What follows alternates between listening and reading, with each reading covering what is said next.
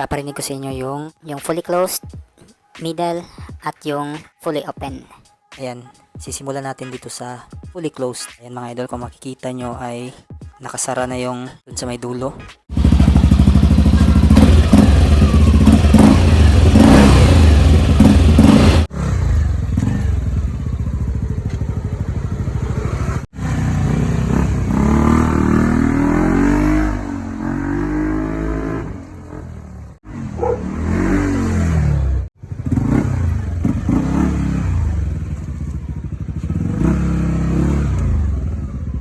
Yung middle, ayun, napakalutong.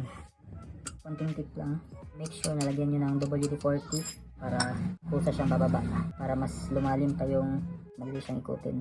Bumaba na itong knob. Ayan, so nasa gitna na yung bolt. Nakasara siya ng kalahati mga idol, no? Yan yung sa half natin. So syempre sa sound check rin tayo.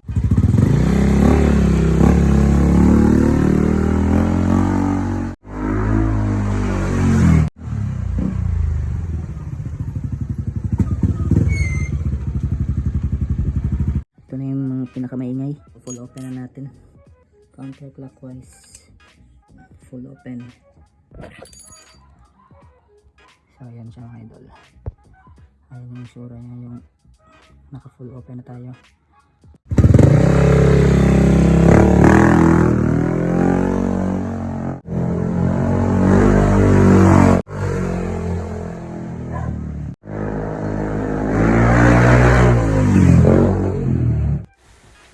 In my case mga idol ay yan lang yung sinet ko.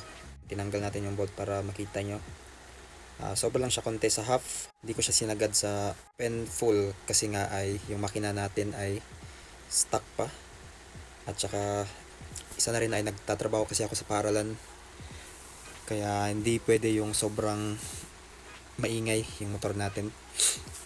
Tsaka yun, nakatira ako sa subdivision. Minsan gabi na ako umuwi. So yan ang rason na hindi natin masyado binubuksan yung pipe natin para hindi masyadong maingay. Pero anyway, nasa inyo lang naman yan. Kaya yun lang yung sa case ko. So thank you mga idol sa panonood. Please subscribe.